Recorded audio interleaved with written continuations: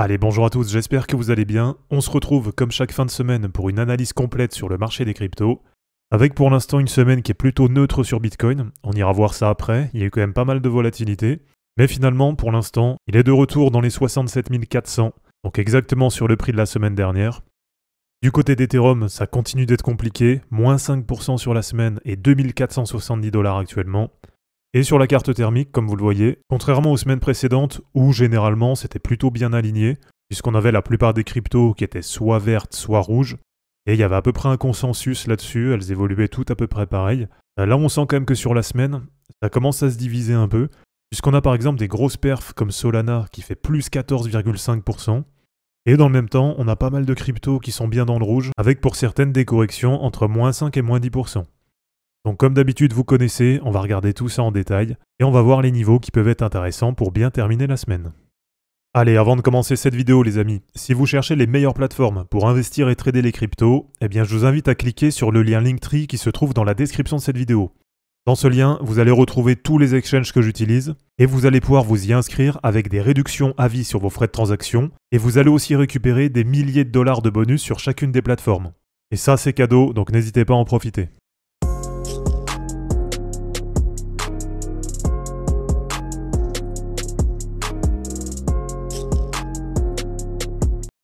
Alors pour commencer, le 21 octobre, sur Twitter et sur Telegram, je vous avais partagé cette analyse.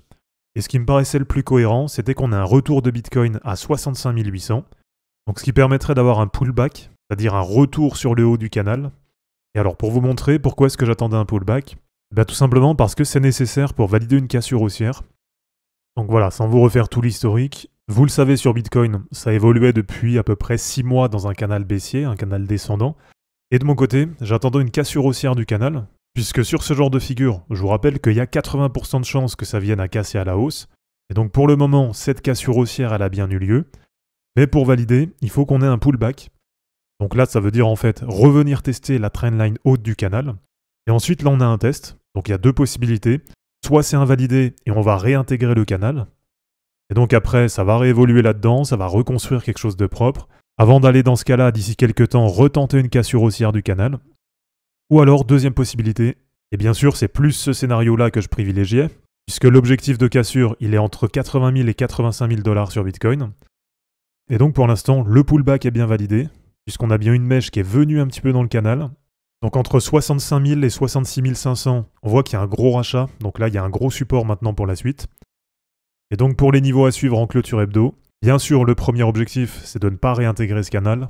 Donc là maintenant ça paraît assez logique. Maintenant qu'on a eu le pullback, l'objectif c'est tout simplement de rester au-dessus de ces niveaux. Et on va voir maintenant comment ça se profile. Mais comme je vous dis, normalement, une fois qu'on a bien validé cette cassure, normalement c'est confirmé. Et sur les prochaines semaines, il y aura maintenant de grandes chances d'aller chercher l'objectif entre 80 000 et 85 000 $ sur Bitcoin. Donc voilà pour les niveaux à surveiller. Là vraiment, il n'y a pas grand-chose. Puisque ce qu'on attendait depuis plusieurs semaines, c'était la cassure haussière du canal. Et ensuite suivi du pullback. Donc là, maintenant que les deux ont eu lieu, on va juste voir si ça tient en clôture hebdo. Et du côté du Dynamic Rainbow 50, voilà, on va essayer de se faire un fil rouge assez régulier avec mon indicateur. Donc on est toujours pour l'instant dans la zone d'accumulation. Donc je vous rappelle, c'est la zone qui est entre la moyenne mobile 50 et entre plus 20% au-delà de cette moyenne mobile 50. Et pour l'instant, le prochain niveau, donc qui correspond à plus 50% par rapport à la moyenne mobile 50, il est situé autour des 87 000 $. Donc pour l'instant, c'est pour ça que l'objectif entre 80 000 et 85 000 $, c'est un objectif qui me paraît toujours totalement cohérent et totalement atteignable. Alors du côté d'Ethereum, c'est beaucoup plus compliqué, et ça revient un petit peu à ce qu'on a déjà vu sur les semaines précédentes. Donc là, si on passe en daily, là ce qui me plaît pas beaucoup, c'est qu'on a un espèce de canal haussier qui est en train de se mettre en place. Alors c'est pas encore très clair en termes de figure, donc je vais pas trop m'avancer. Mais on peut quand même commencer à distinguer, voilà, un genre de figure un peu comme ça, avec là pourquoi pas une fausse sortie par le haut. Et alors pourquoi est-ce que c'est pas une bonne nouvelle ? Parce que si on a ce genre de figure, malheureusement ça c'est une figure de continuation. Et alors si dans un canal descendant, on a 80% de chances de casser à la hausse, voilà, j'ai pas regardé, j'ai pas les chiffres, mais j'imagine que là sur un canal haussier, on a à peu près le même genre de chance de casser à la baisse. Et si on a une cassure à la baisse, voilà, si on prend en compte par exemple une cassure là sur les prochaines semaines, voilà, comme je vous dis, c'est pas non plus au millimètre près, mais ça voudrait dire un retour à peu près à 2150 $, et ça correspondra à peu près au bas de mèche qu'on a vu début septembre sur Ethereum. Donc voilà, pour l'instant ça reste vraiment qu'une supposition, Il n'y a rien de validé pour le moment, il n'y a pas encore de cassure baissière. Mais attention quand même, je pense que c'est important d'essayer d'anticiper ça. Et alors, que faire là du coup sur Ethereum? Eh bien déjà de mon côté, c'est vrai que je recharge pas mal en spot dessus. On va dire les 3 sur lesquels je recharge le plus, c'est en ce moment Kaspa, Ethereum et Alephium. Et là pour l'instant, c'est vraiment ces 3-là que je considère comme étant très largement sous-évalués.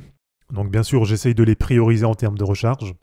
Et sinon, du côté trading, donc en futur, là j'ai pris un long sur Ethereum, puisqu'on arrive quand même sur le bas du canal ascendant. Donc potentiellement qu'on peut attendre un rebond. Voilà, même si pour l'instant il n'y a rien de fait encore. Donc à surveiller sur la fin de semaine, bah, tout simplement, est-ce qu'on arrive à tenir le canal descendant? Est-ce qu'on arrive à rester dans ce canal haussier? Et l'objectif, bien sûr, bah, si on arrive à tenir ce canal, donc à clôturer en fin de semaine à peu près au-dessus de 2450, eh bien l'objectif il est clairement défini. Ça va être de revenir assez rapidement sur le haut du canal.